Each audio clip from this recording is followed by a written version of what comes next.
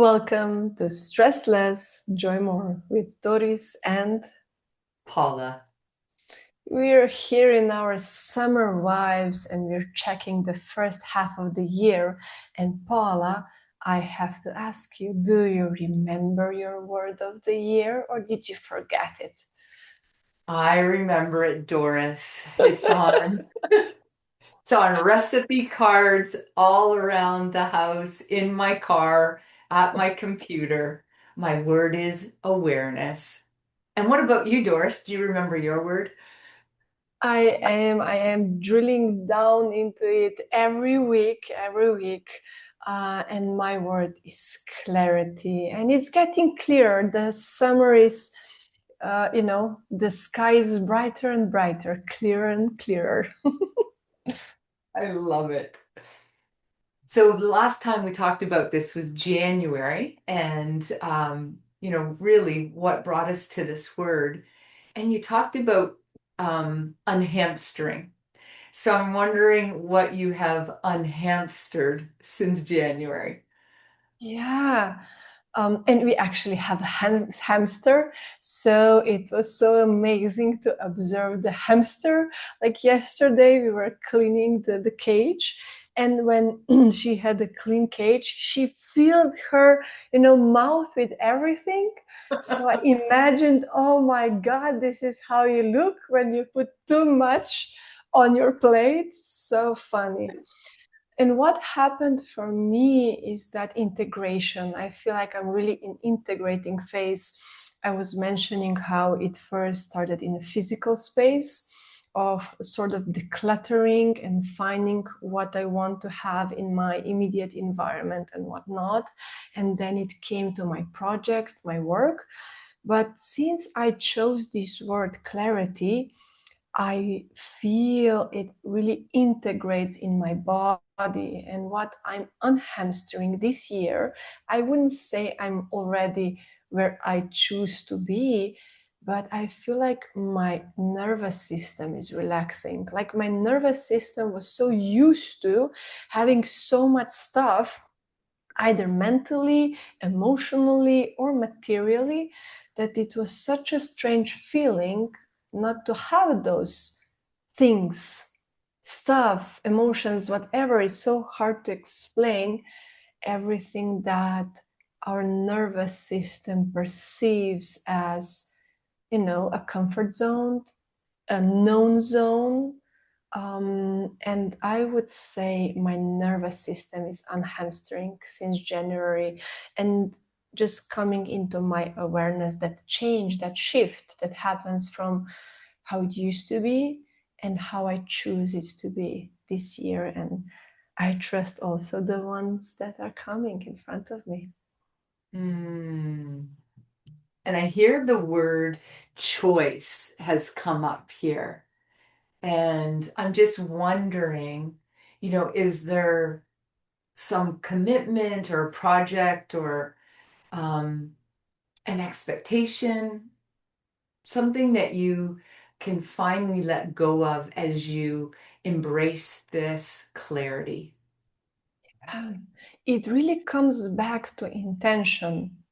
When choosing the word of the year is setting the intention, and with everything I do, I come back to my intention.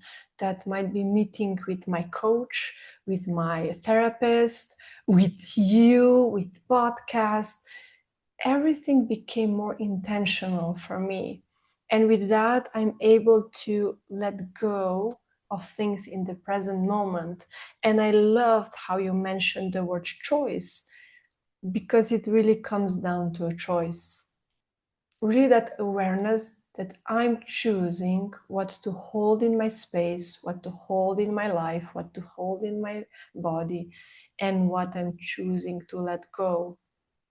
And it's so important to have that awareness that it is a choice. Sometimes we choose to stay in our comfort zone, and that can be okay too.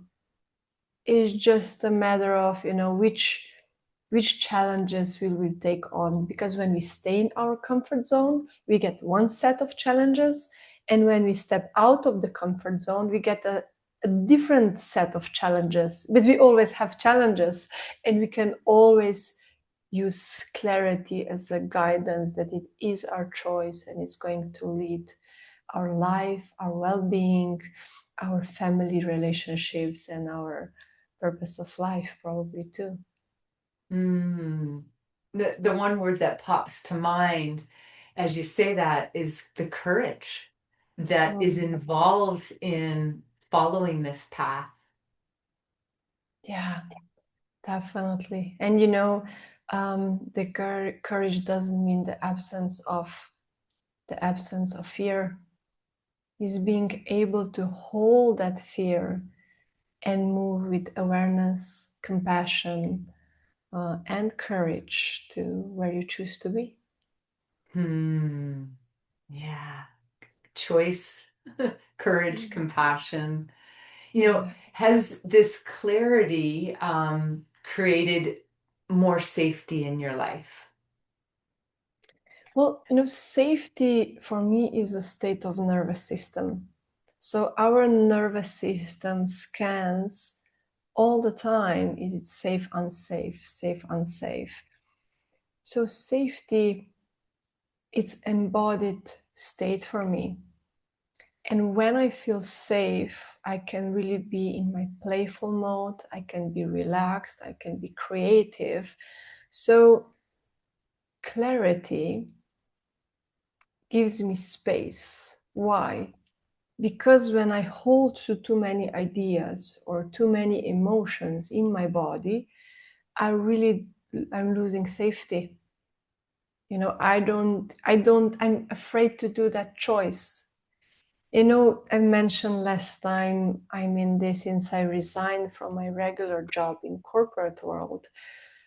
I've enrolled in so many beautiful, exciting projects, and they all brought joy to me. And I also felt they were authentic for me. And then it was even more difficult to say no to some of them. But still, when I didn't have the capacity to engage in all of them, that created a doubt. And even in the last year, I was doubting myself. Like, did I make a right choice? Even did I say right? Did I verbalize right? Did I verbalize it right when I was saying yes to a project? Or did I verbalize it right when I said no to a project? Did I make a right decision? So much doubt came out. And what I realized was that I never learned how to trust my decisions. I never learned how to trust my choices. And then I realized that I'm not actually doubting. I'm learning. I'm learning something I never learned. And each experience gave me the gift of disappointment and the gift of joy when I felt that that decision really resonated with me. And having the capacity to be with my disappointments and with my joy really created so much safety inside of my nervous system, inside of my body, and give me clarity to move on. Mm, that's incredible. I'm just wondering, you know, as you create more clarity, is there still times where you feel pulled, you know, into that overcommitment, that over collecting, that overdoing? I could say every day. Really, Doris? You know, I've been on this path for 4 years that I'm really self-employed. And when I was in corporate world, I always thought, when I'm going to be my own boss, you know, I will manage my time. And one of my dreams for the summer was to really spend more time with my kids. You know, through the this, I say, more productive period from September to June, not only me, but also my kids have a lot of activities, a lot of growth, a lot of learning. And there is not so much time as a parent I would wish to spend with them, maybe in my way. So since I'm my own boss, self-employed, I said for summer holidays, I will really focus on them, really give them what I'm missing. But then when the summer came, I was snowed with everything that I didn't do. And that got me angry because I wanted to be with my kids and I had this long to-do list that seemed very important and very necessary. And that happened 2 years in a row. And I really didn't like it. So last year, the third year, I was pretty confident that I did a good job. But this year, I'm really feeling that I'm closing my chapters and really allowing myself not to go in that overdoing. Just today, I saw an amazing opportunity for an amazing project, but it starts in July. And I was like, no, I've just created my space for July and August.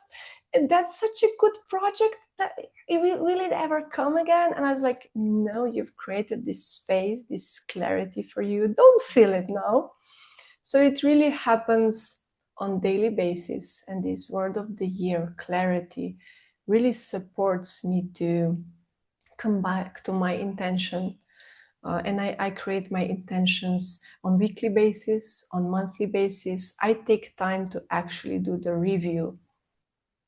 We need to take care of ourselves intentionally. And that sometimes means taking a piece of paper and writing down your schedule.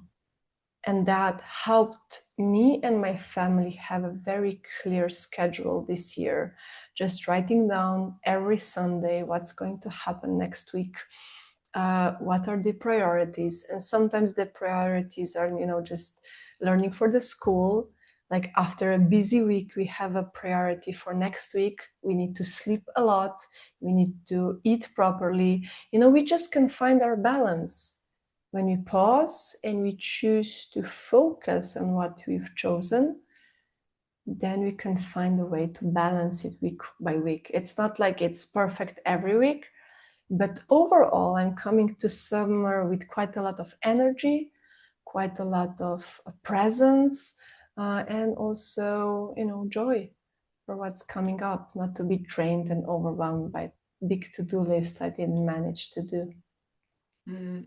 And I was picturing as you're saying that your hamsters stuffing their cheeks. And you're like, no, you know what? I don't need to do that. Exactly. I'm not in survival mode anymore. Hmm. I really embodied that it's on us to send a signal to our nervous system where we actually stand. Because from childhood, when it was always chaotic and always something changing priorities, also later on, there was never actually a safe space to slow down and to pause and to notice that we are not in survival mode anymore, that we have this beauty, resources around us that we can use and support ourselves. So it's really important to give our nervous system a signal when it's good to push ourselves and do some things, and also balance that with noticing that it's fun, but it can also pause and go to that safe space of enjoying life and coming from your body and present moment. Hmm. Thank you. Yeah. And how about you, Paula? What have you become aware in the last 6 months? Oh, where to begin? Being intentional about it is really the key for me. I need lots of reminders to come back into awareness and to create awareness into my day. It's not going to just happen for me. It's to be very purposeful. That, I tend to go back into autopilot very easily. So it's building it into my day, building it into my practices that I already have. And what I've noticed as well is how much it supports my nervous system. So that when I do slow down, I do become aware of what's happening for me, what's coming up right now. Just pausing and noticing, it brings calm to my nervous system. I notice that, just the pause itself, whether, 30 seconds, a minute, I'm going, okay, what's going on right now? What is it do I need most right now? And then just making that choice. I get to choose whether I'm going to do something or not. So I think for me, it's again coming back intentionally. How can I bring more awareness into my day? How can I remember to bring more awareness? And I do have lots of recipe cards. When I walk up the stairs, there's a big recipe card that says awareness.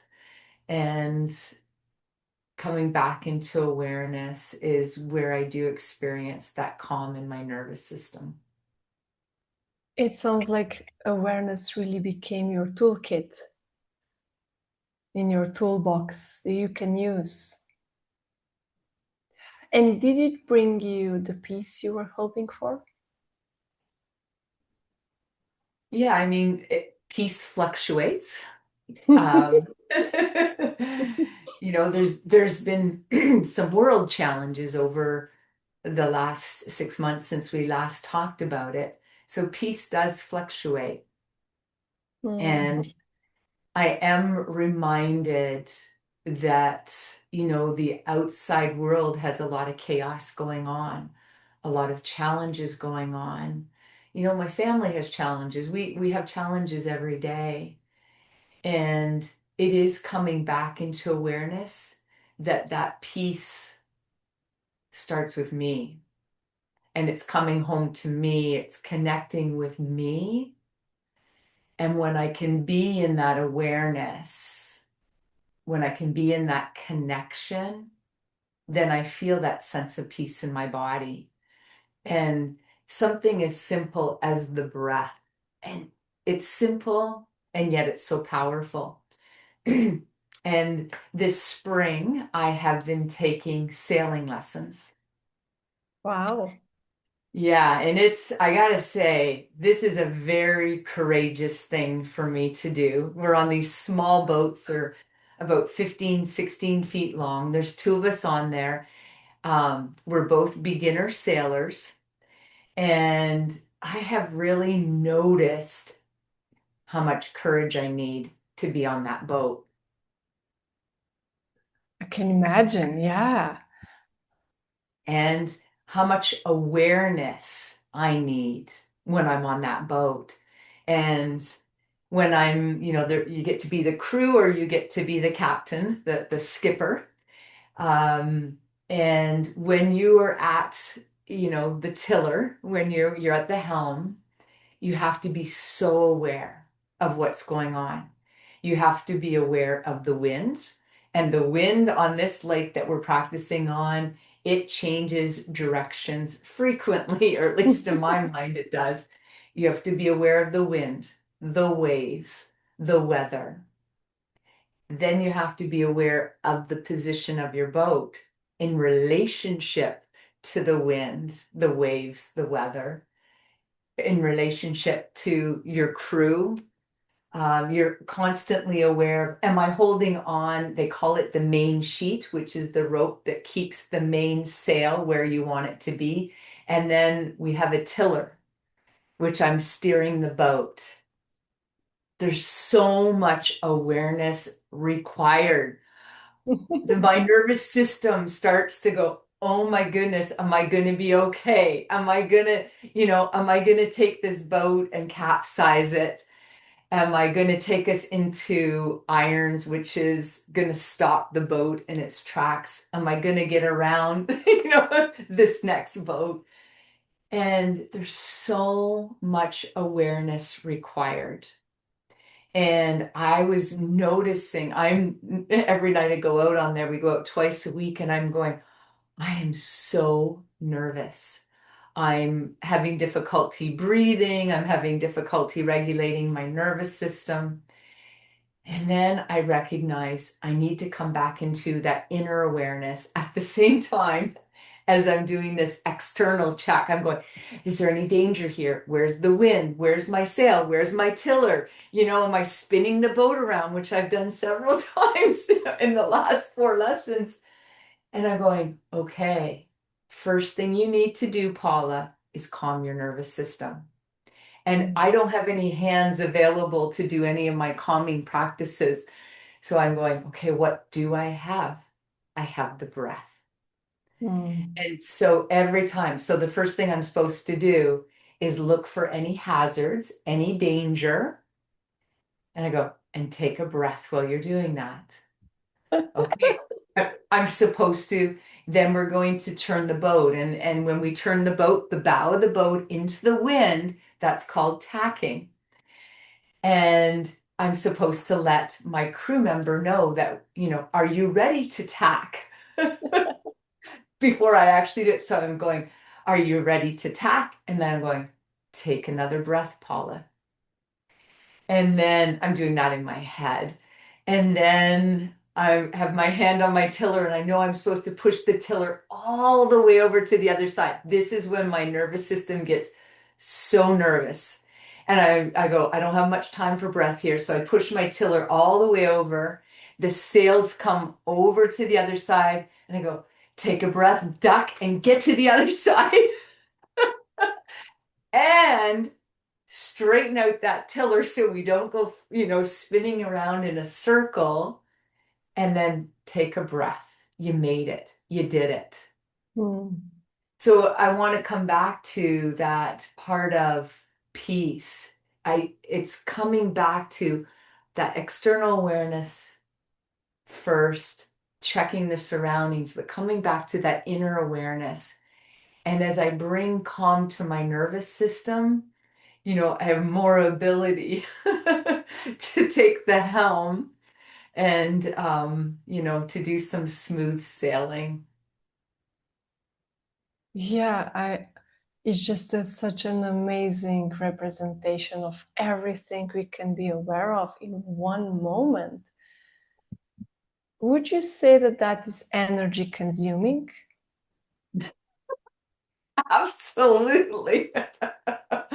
It takes all of my faculties, all of my energy to stay aware of everything at the same time. Yeah, yeah. And did you learn how awareness maybe is connected with energy management? Yeah, absolutely.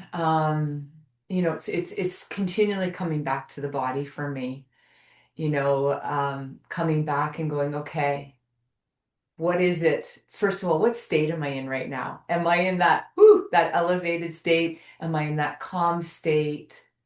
Am I in the state of low energy? Am I in a state of, pretty good, optimal energy?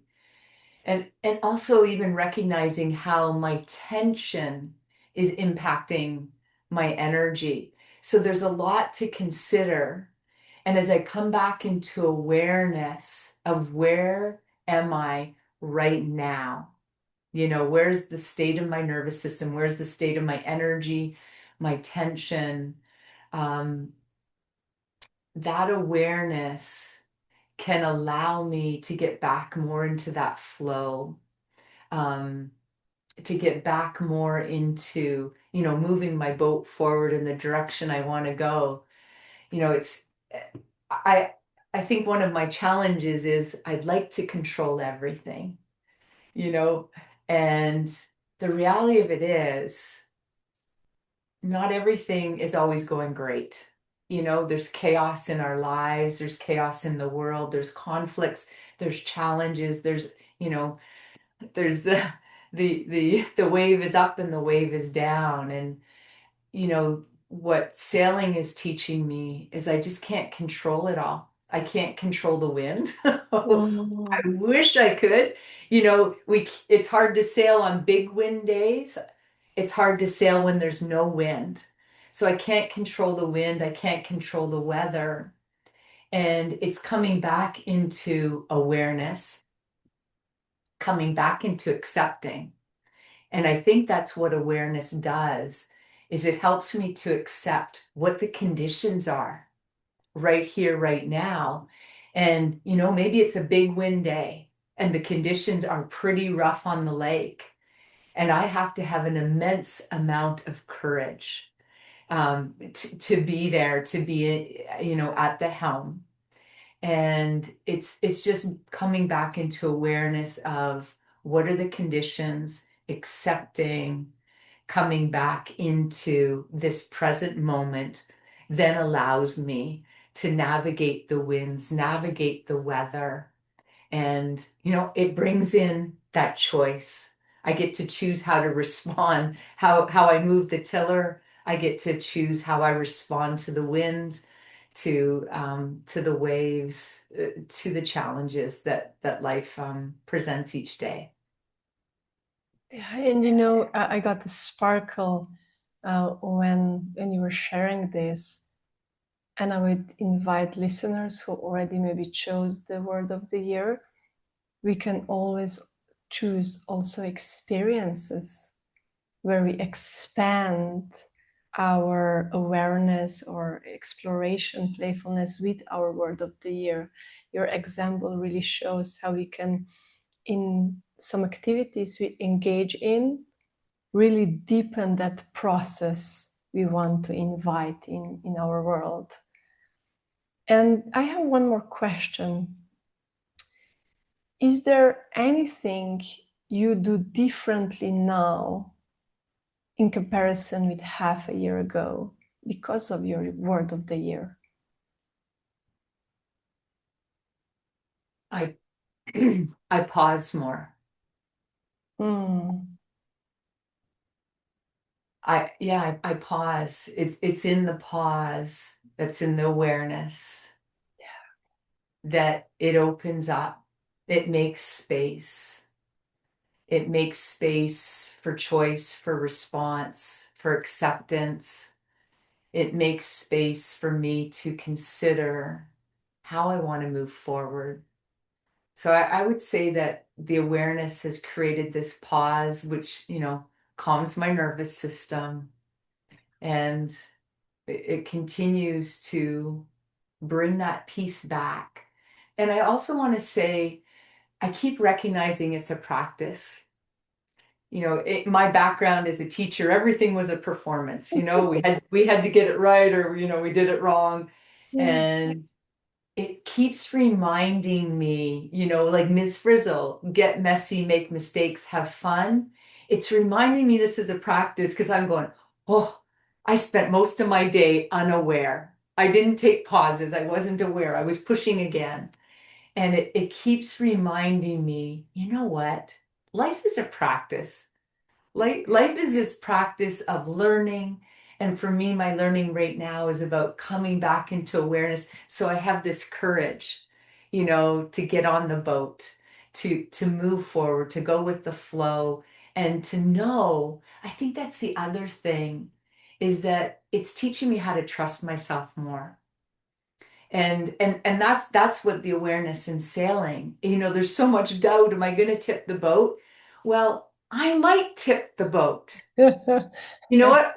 I might tip the boat. And what I learned last night is we purposely capsized our boats. I thought, this is crazy. Why are we capsizing these boats? And it's our instructor, she said, because you want to know that you can get that boat back up again.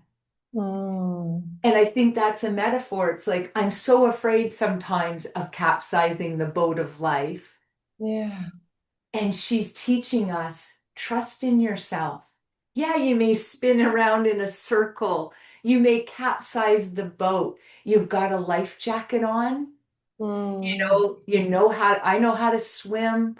I know that I need to grab onto the boat and what to do. So I think what this awareness is creating in me is more trust of myself, as I slow down, as I pause, as I practice, I'm just coming back home to trusting myself. Would you say that's your biggest lesson? Mm, yes, trusting myself, trusting the practice of awareness. Beautiful. And how about you? Through this process, what has been your biggest surprise this year? It surprised me how much we are unclear in our wording. I've started to notice how I might not express myself clearly in connections, business connections, connection with my kids, especially with my husband. We've been through some quite interesting exchange of words. um, and I've noticed also other people not being clear in their language, even sometimes as deep as, it did ever happen to you when you come to a crossroad and you're directing the path and you know that your path is going left, but you say right? It's like you know what you think, but you say something else. And that Mm, causes so much confusion. And I've seen this, I started to observe the same pattern in how we express ourselves unclearly in myself and in others. And that really surprised me. mm.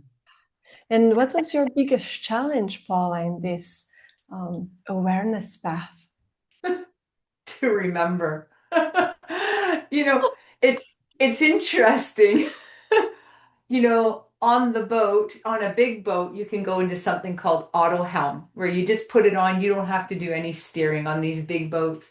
Okay. And and I realized that I go in autopilot or auto helm a lot. Mm. And it's the remembering. It's not hard. It's the remembering seems so hard.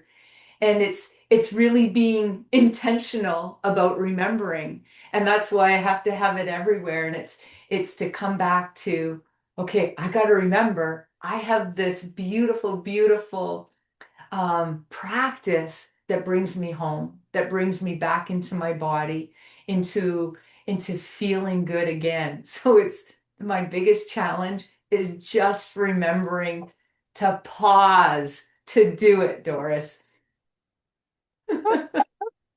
I'll send you a text from time to time. Could you do that like every hour? That might be a bit of a challenge, but maybe AI could help us with that. Doris, what has been, we're kind of at the halfway point of the year. What's your most joyful or some of your joyful moments already in 2026? Well, there was a lot of beautiful moments, but when it comes to clarity, there was something I did in this spring that really brought me a lot of joy. There were Olympic Games in this winter, and I always love to watch them in my capacity of time. And figure skating is something that I've been watching as a kid. So I always like to browse and just follow up what's happening in that field. It feels it connects me also to my childhood and the music and the costumes and the everything, how they dance and skate. It's so inspiring to me. And this year I was so inspired by this young figure skater, Alisa Liu. She had this amazing choreography, amazing music.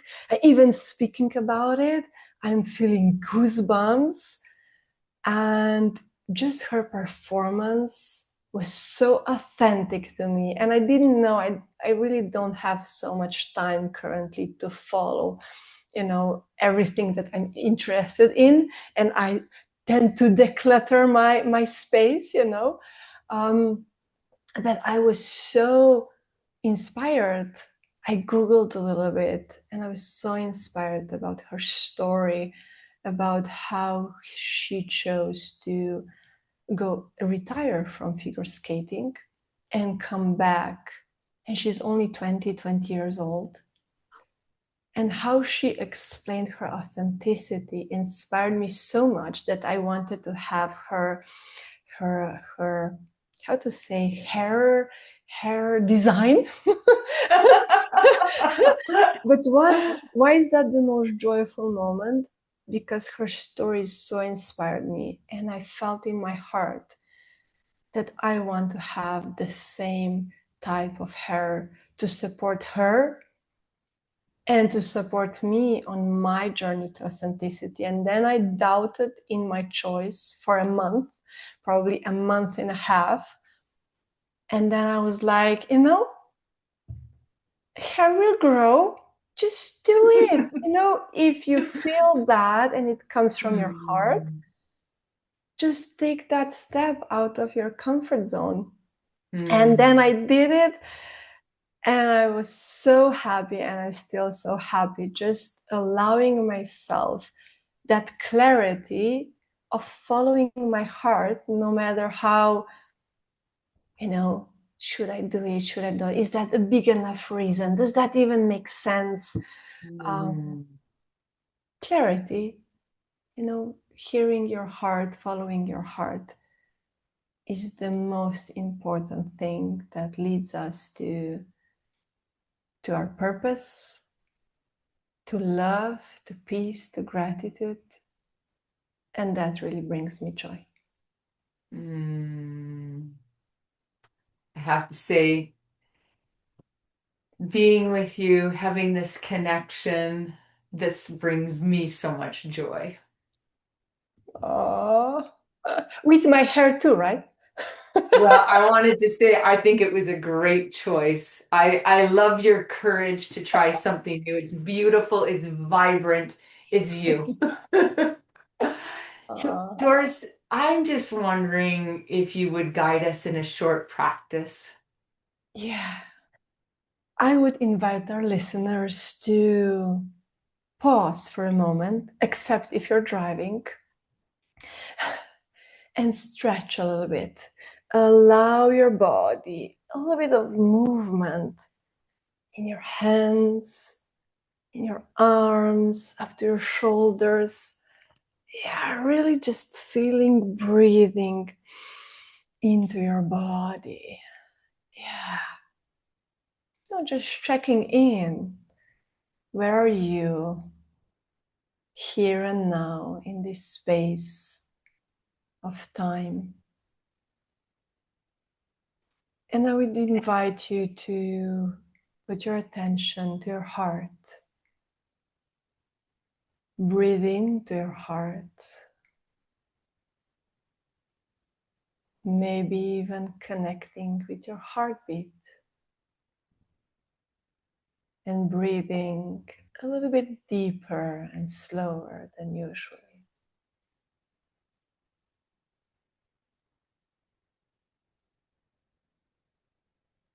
And from the awareness of your heart and your breath,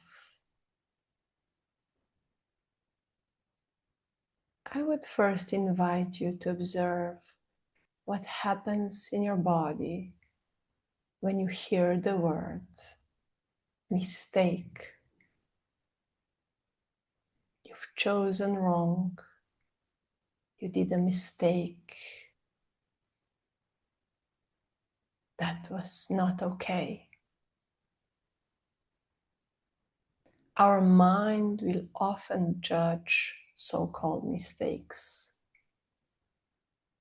But what our mind didn't learn is that people learn the most from these so-called mistakes.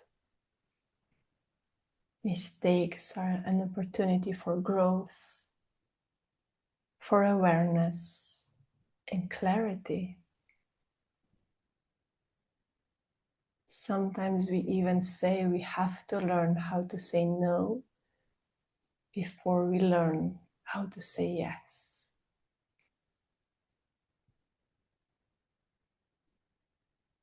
And fear of mistakes is often the one that keeps us in our comfort zone.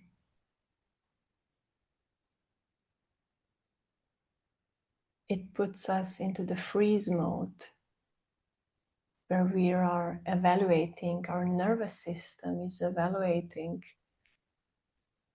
if it makes sense to move. Is it worth the move? Did we move enough?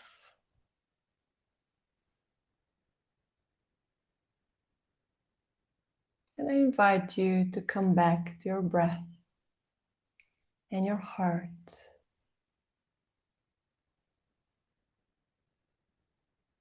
And notice what's happening for you in this moment when you hear the word mistake. Is there maybe a little bit more openness? Maybe a little bit more of curiosity? What mistakes are and why they're part of our human experience.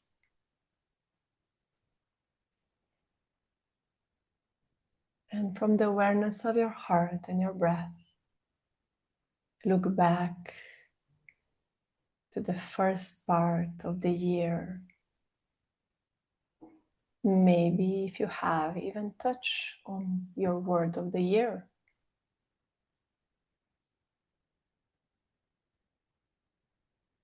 And now find 3 moments in the last half of the year where you feel grateful for your growth. You feel grateful for the steps you're making forward. When you're grateful for learning from so-called mistakes. Deepen the awareness of the steps you are doing. Deepen the awareness of successes you did have.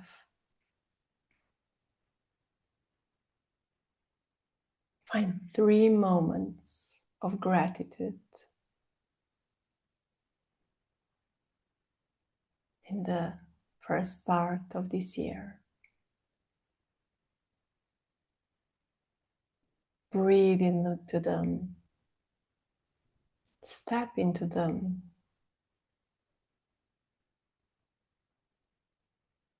Allow yourself to notice that you are moving forward into your well-being, into your health, into your joy, and into your authenticity. This is your path, your journey, your life. Be you.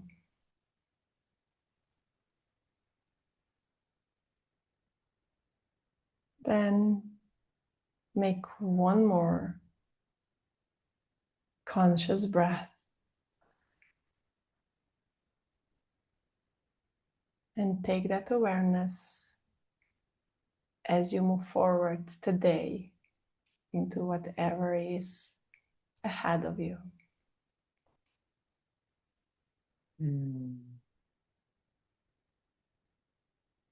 That was so beautiful. So many images came to mind, Doris, and thank you for guiding us through that and to recognize that mistakes are all part of our learning and our growth.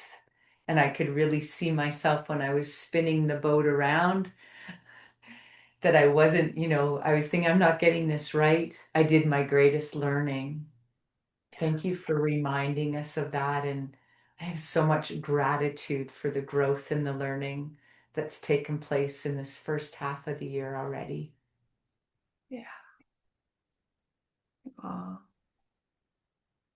And just as we start to head out now and bring this to a close, let's invite our listeners. You may have already chosen a word for the year, and I invite you to intentionally practice it and prioritize it. And if you haven't yet chosen a word, you still have 6 more months of growth ahead of you. It's your opportunity, as Ms. Frizzle would say, to get messy, make mistakes, and have fun.